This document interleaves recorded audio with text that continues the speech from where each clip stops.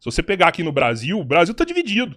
Tem bolsonarista para um lado, tem Lula para o outro. É um país dividido. Se você pegar nos Estados Unidos, é um país dividido. Tem gente a favor do Trump, tem gente contra o Trump. Em Israel tem várias pessoas que são críticas do governo Netanyahu, né? A gente conversou aqui lá atrás, eu conheço vários judeus que não estão em Israel, que são contra a existência do Estado de Israel por preocupação do antissemitismo. E da mesma forma você vê no Irã. No Irã tem pessoas contra Ali Khamenei e tem pessoas a favor ali. Do mesmo jeito que você vê pessoas protestando contra o governo, você vê pessoas que estão apoiando o governo. Parece que com esse ataque fortaleceu mais ainda o governo iraniano. E eu vejo o Irã pedindo respeito em relação à autodeterminação dos povos. Né? Você vê, os caras derrubaram Ali Khamenei, o próprio Trump já falou que não vai aceitar outro líder na mesma linha. Os Estados Unidos estão querendo escolher quem vai ser o líder do Irã. É um pouco complicado, assim, você chegar num ponto em comum, assim, sabe? Eu vejo muito o Irã falando que a luta dele é para ajudar a população palestina, que não tem respeito dentro de Israel, que não é vista como o mesmo povo judeu dentro de Israel. Veja, Rodrigo, você colocou muitos fatos na sua pergunta. É muita coisa, desculpa. Não, sem problema nenhum, vou responder tudo. Nós temos aqui um tempo ilimitado para responder todas as perguntas.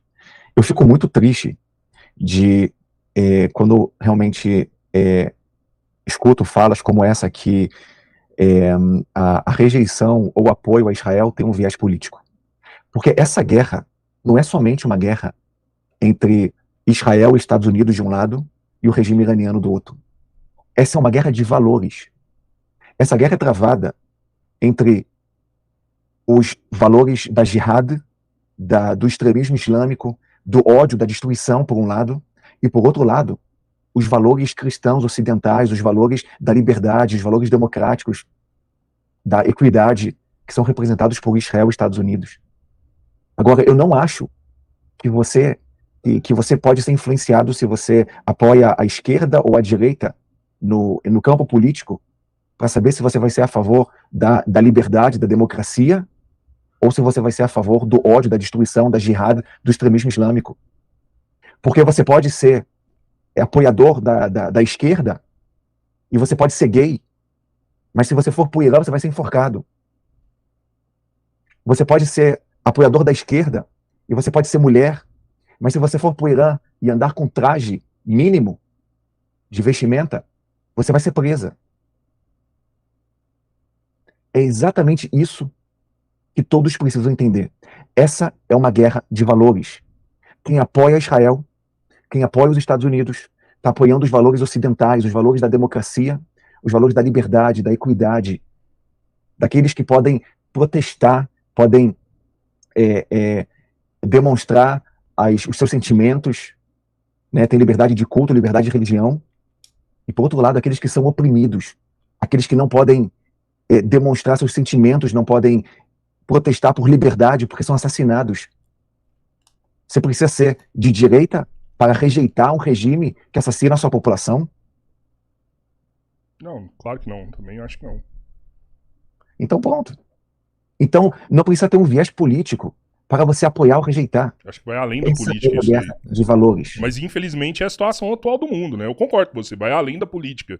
Né? Você pode ser de esquerda e concordar com valores da direita, Sim, você pode ser de direita nenhum. e concordar com valores da esquerda, mas é a atual situação do mundo, né? E, realmente, a gente passa por uma guerra de narrativas. Você falou, lá no Irã não pode ser gay, né? Eu já ouvi falar que não tem problema ser gay lá no Irã. Eles, inclusive, vão dar uma opção de fazer um transplante lá de mudança de sexo. Sim, inclusive eles ajudam na mudança de sexo lá. Né? Eu vi um vídeo recente, 2025, e as pessoas andando normal ali em Teherã, com a roupa que quer, do jeito que quer. Eu não fui no Irã, desculpa, não fui. Posso te interromper? Claro, por favor, pô. Você vai me desculpar, mas eu não acredito que você acredita no que você acabou de falar. Sério?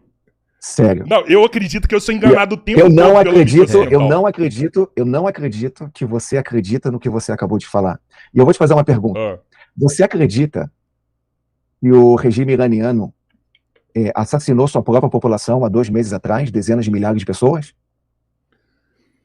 Não sei te falar. Eu acredito que não. Eu acredito que isso não aconteceu. Você acredita que isso não aconteceu? 30 mil pessoas foram assassinadas? Dezenas de milhares de pessoas. Vamos fazer outra pergunta. Você acredita que o regime iraniano cortou a internet de seu país durante mais de uma semana? Assim, a gente vê que hoje a guerra, como você falou, é uma guerra assimétrica. Né? E através de internet você consegue localizar grandes líderes, através de internet você consegue usar a internet para localizar pessoas. Você vê, até desculpa te interromper, a gente estava na China recente. Na China, por exemplo, você não pode usar YouTube, você não pode usar WhatsApp, você não pode usar Instagram, Facebook. Ah, por quê? Porque lá é uma ditadura? Não, porque o governo quer a privacidade das pessoas que tem lá. Lá tem outros aplicativos que substituem. Olha, Rodrigo, todo debate, toda discussão, ela parte do princípio de fatos. E eu estou sentindo uma dificuldade nesse momento, porque são fatos que eu acho que são inegáveis sobre a opressão do povo iraniano. Então, se você acha que o regime iraniano é um regime democrático, um regime que permite a liberdade de expressão, que permite que sua população possa protestar e contra o regime iraniano, se você acha que é um regime democrático, se você acha que é um regime que as mulheres podem vestir as vestimentas que desejam, se você acha que o regime iraniano ele dá todos os direitos de liberdade para a sua população, então eu acho que nós precisamos fazer um stop e trazer talvez algumas provas e depois a gente voltar à nossa entrevista, porque se você está fazendo para mim perguntas partindo do princípio que o regime iraniano é um regime democrático, da mesma forma como o Brasil é um país democrático, da mesma forma como Israel e Estados Unidos são países democráticos, eu acho que vai ser um pouco difícil a gente continuar Major, não é que eu acho isso, eu acho que a gente está inserido eu acho que a gente está inserido em narrativas. Eu não conheço o Irã. Eu já escutei pessoas dos dois lados. A experiência que eu tenho é de conversar com pessoas. Eu já recebi 2 irmãs iranianas aqui que fugiram do Irã por conta de lá ser um regime, de lá ser uma ditadura. Essas irmãs iranianas, elas vivem no Brasil hoje, onde foi privada da liberdade. Elas não conseguem conversar com as famílias, né? Elas não conseguem, elas saíram de lá porque elas não podiam cantar, não podiam dançar, não podiam mostrar o cabelo. Por esse motivo elas saíram de lá. Mas eu também já escutei pessoas do outro lado que moraram no Irã também que falaram, não é assim. Então, assim, eu só consigo afirmar alguma coisa com a minha verdade a partir do momento que eu vivo aquela experiência. Eu ainda não fui no Irã. O dia que eu for ver, estar lá, eu vou poder falar, quando eu fui lá era assim. Igual eu fui pra China, eu vi muita coisa que não é igual eles falam aqui no Brasil. Agora, esse negócio de democracia também, no mundo que a gente vive hoje, sei lá, será que os Estados Unidos é um país democrático mesmo? Olha o que os caras estão fazendo lá. Olha o que o ICE está fazendo lá. Prendendo os caras, expulsando do país. Será que é democracia aqui lá? Não sei. Então, assim, até por isso que eu te convidei, porque tem guerra de narrativa, tem história dos dois lados hoje, é isso que a gente vive. E a gente precisa escutar os dois lados. Eu quero te ouvir, né? Quero que a minha audiência escute você, para que a gente possa tirar conclusões do que está acontecendo no mundo. É só isso, só. Olha, eu vou te contar um fato. Se eu te perguntar qual é o maior sucesso operacional do exército israelense durante essa guerra que está sendo travada contra o Irã, a resposta é simples. Nós já eliminamos 80% do sistema de defesa aérea do Irã, nós já atingimos centenas de mísseis balísticos iranianos, nós já atingimos 60% dos lançadores de mísseis do Irã, nós já atingimos mais de 50 generais do exército iraniano e líderes políticos do Irã, inclusive o líder supremo do Irã, o Khamenei, e atingimos centros de produção de mísseis balísticos, usinas nucleares e etc. E se eu te perguntar qual é o maior sucesso operacional do Irã até agora, você sabe qual é? Qual? É que o Irã atingiu zonas residenciais em Israel através de seus mísseis balísticos, assassinando mulheres, crianças, civis aqui em Israel. Os mísseis iranianos que são lançados em direção a Israel, eles visam áreas civis, áreas residenciais. Eu tive nesses locais, mostrei nas minhas redes sociais. E não somente isso. O Irã utiliza um tipo de míssil chamado cluster, que é um míssil de submunições. Ele carrega submunições, ele se fragmenta no ar antes de atingir o alvo, e assim ele se divide em dezenas de mini-mísseis. E assim ele consegue atingir uma área enorme de até 10 quilômetros. Por que o Irã utiliza esse tipo de míssil? Para atingir um alvo militar? Porque o Irã quer causar danos à população civil. E só não tem milhares de mortos em Israel nesse momento, porque enquanto o Irã investia em bombas nucleares, em mísseis balísticos, em túneis subterrâneos e em grupos terroristas, nós investimos em segurança para a nossa população, em sistemas de defesa aérea, em bunkers, em hospitais, em centros de reabilitação. Então nós conseguimos interceptar 90% dos mísseis que são lançados pelo Irã. Mas tenta imaginar se todas as centenas de mísseis que foram lançados pelo regime iraniano se explodissem aqui em Israel. Teria nesse momento milhares de feridos e mortos aqui em Israel. Israel tá igual a Gaza nesse momento. Porque enquanto nós visamos atacar somente alvos militares, o regime iraniano visa alvos civis. Agora, isso aqui não tem contestação. Foi em Tel Aviv, no centro de Tel Aviv, inclusive uma mulher grávida morreu pelo míssil iraniano. Uma outra cidade perto de Jerusalém, que dezenas de prédios foram destruídos pelo míssil iraniano. No sul de Israel, em Beersheba. Isso porque somente 10% dos mísseis conseguem passar por nosso sistema de defesa aérea. Imagine se o Irã tivesse 8 mil mísseis em suas mãos agora. Imagine se o Irã tivesse bomba atômica nesse momento. O Irã é um regime que não dá valor para a população civil.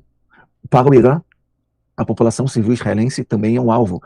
Para o Irã, a sua própria população é alvo. Eles assassinaram sua própria população. Aquela escola que foi atingida, né, entendendo da capacidade militar que Israel tem, foi Israel e foi intencional? Não foi Israel? Teve uma escola que foi atingida ou não? Isso realmente não aconteceu? Não foi um ataque israelense. Foi um ataque norte-americano. Eu sou porta-voz do Exército de Israel. Você pode me perguntar sobre a atuação do Exército de Israel. Naquele local, não tiveram operações israelenses. Não houve um ataque lá. Não de Israel. A mídia mostrou que foi um míssil Tomahawk que destruiu aquela escola.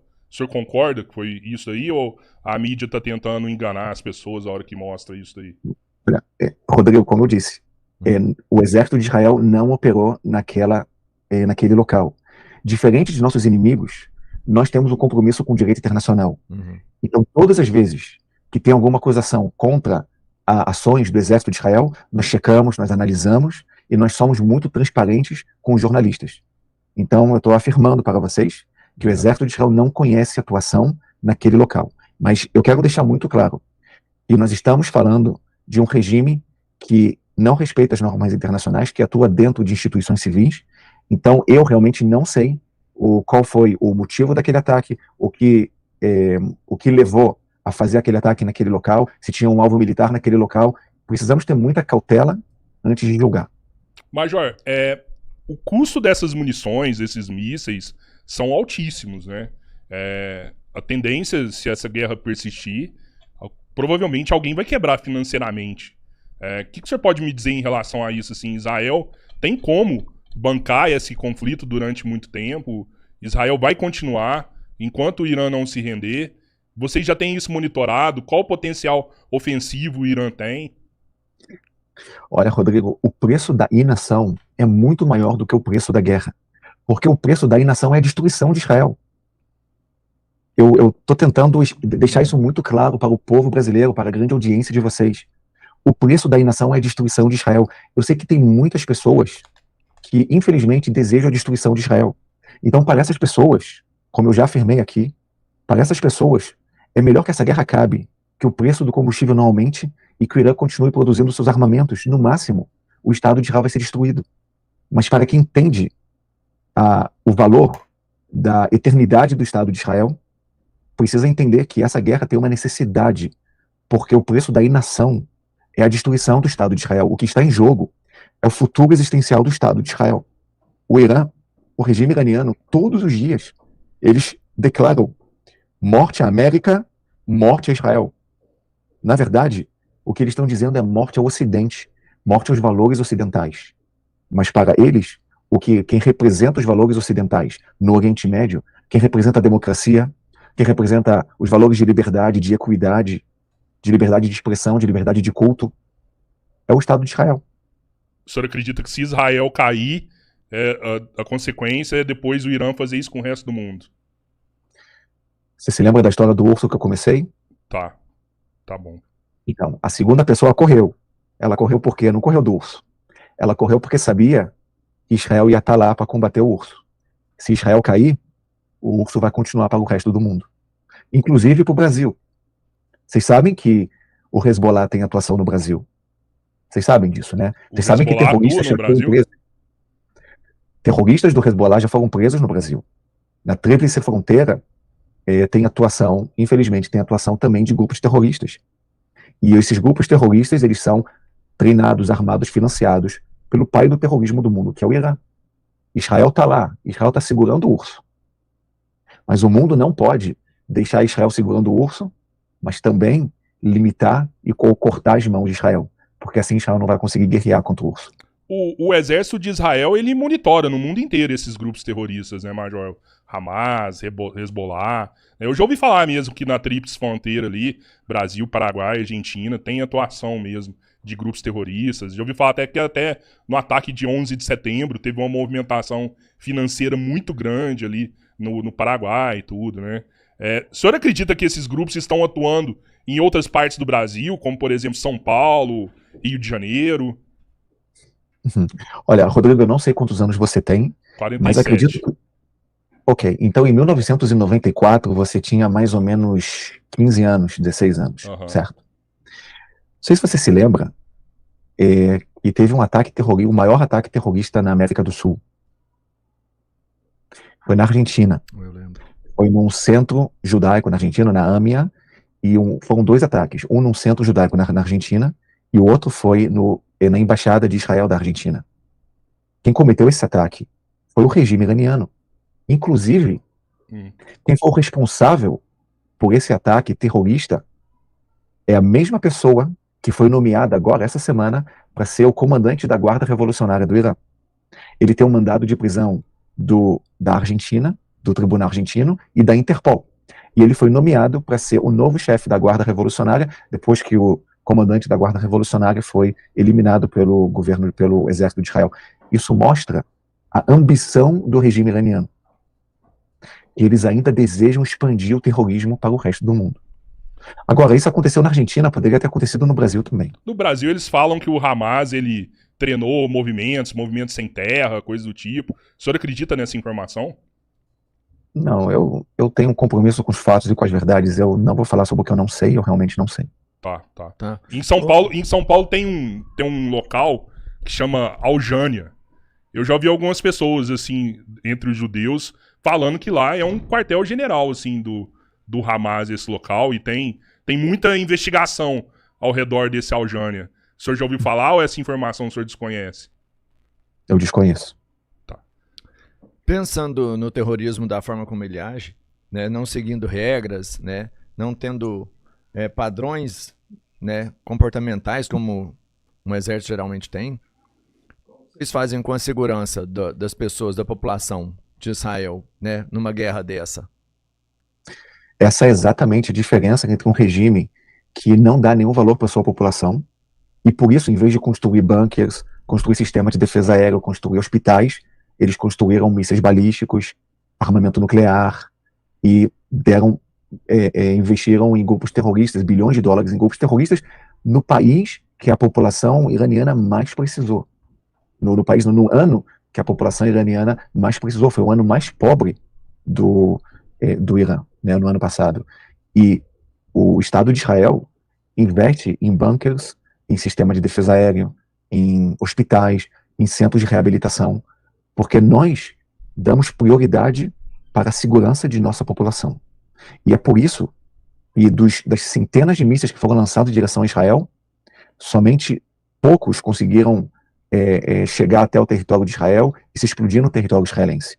Mas imagina se todos os mísseis lançados em direção a Israel conseguissem chegar e atingir os alvos. O Estado de Israel estaria destruído nesse momento. Imagine se o Irã lançasse 8.000 mísseis, que é o que desejava fazer. 8.000 mísseis lançassem em direção ao nosso território. Tenta imaginar isso. Tenta imaginar se o Irã tivesse, nesse momento, armamento nuclear. Você não acha que a guerra dos 12 dias não foi, a princípio, um tiro no pé, no sentido de ter deixado o Irã preparado para um novo ataque? Ou, sei lá, de alguma forma ter estimulado o Irã a se preparar para um novo ataque? Eu acho que a Guerra dos 12 Dias foi necessária e ela deu uma oportunidade para o regime iraniano decidir que caminho seguir. Se vai seguir o caminho da jihad, da destruição, do ódio, ou se vai seguir o caminho da paz.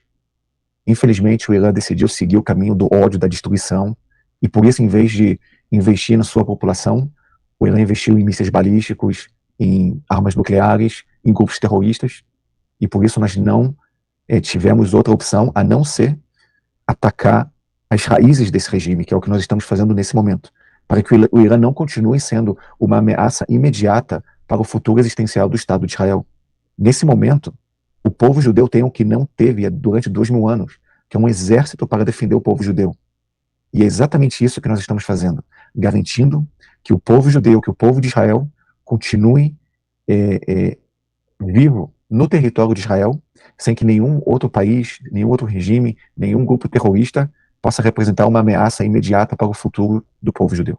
Sabe que, Major, eu tava lendo uma matéria que Ben Gurion, que foi o primeiro-ministro de Israel, né, foi um dos fundadores do Estado de Israel, ele deu uma entrevista no Reino Unido, e nessa entrevista questionam ele sobre as crianças vítimas do Holocausto, né?